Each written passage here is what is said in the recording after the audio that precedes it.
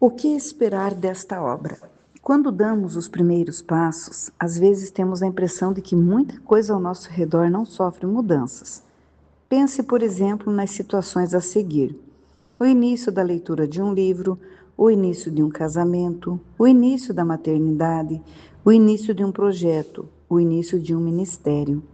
No entanto, Deus já nos disse em Sua palavra que o início é pequeno, mas essencial. Zacarias 4:10 diz: Não desprezem os começos humildes, pois o Senhor se alegra ao ver a obra começar. Toda longa caminhada começa com o primeiro passo e talvez seja o passo mais difícil de dar. Mas quero dizer uma coisa a você: é o primeiro passo que nos tira da estagnação e da zona de conforto. É ele que nos arranca do comodismo e nos coloca na pista de decolagem. Quando estamos na pista de decolagem, alçar voo é questão de tempo. Por falar em tempo, ele é extremamente necessário para que os resultados da mudança que desejamos viver venham à luz. Plantamos hoje, mas só colheremos no devido tempo. Então não desanime. Quer viver o que nunca viveu? Então faça o que nunca fez. Comece agora. Você olha e não vê motivos para ser escolhida. Ele te olha e não vê motivos para não te escolher. Deus continua recrutando homens e mulheres simples e vulneráveis. Esta é a estranha maneira que Deus usa para tornar essas pessoas em fortes e corajosas. Ele busca pessoas nas quais escondeu dádivas preciosas e confia a elas missões desafiadoras. Em uma das madrugadas que passei com o Senhor, perguntei-lhe o motivo dele não escolher os fortes e corajosos, aqueles que são considerados homens e mulheres mais capazes, mais habilidosos, mais inteligentes, mais fortes. E em meio aos meus questionamentos, o Espírito Santo lembrou-me de que, na administração do reino, os tesouros são escondidos em vasos de barro. Assim como na natureza, as pedras preciosas são escondidas na terra e muitas vezes abrigadas no interior das rochas. 2 Coríntios 4:7. Agora, nós mesmos somos como vasos frágeis de barro que contém esse grande tesouro. Assim, fica evidente que esse grande poder vem de Deus e não de nós.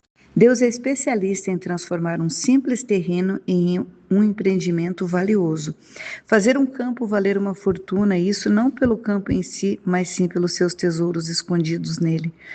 O reino dos céus é como um tesouro escondido que um homem descobriu num campo. Em seu entusiasmo, ele o escondeu novamente, vendeu tudo o que tinha e com o dinheiro da venda comprou aquele campo. Mateus 13:44. O valor que temos reside em Deus.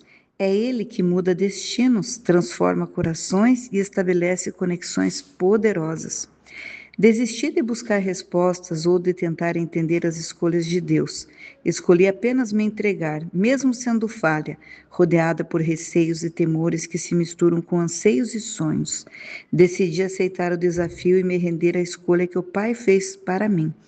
No final de tudo, sempre descobrimos que é justamente isso que Ele espera: entrega.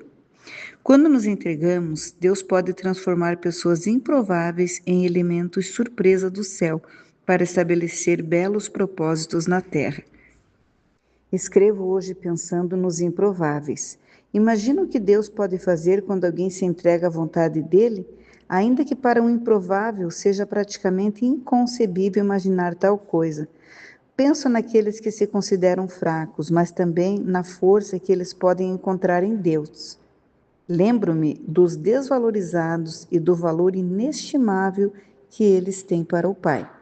Hoje escrevo com lágrimas de gratidão nos olhos, pois um dia Deus viu uma mulher tímida, pecadora, que se considerava destruída, um tesouro escondido, um terreno perfeito para construir a vontade dele.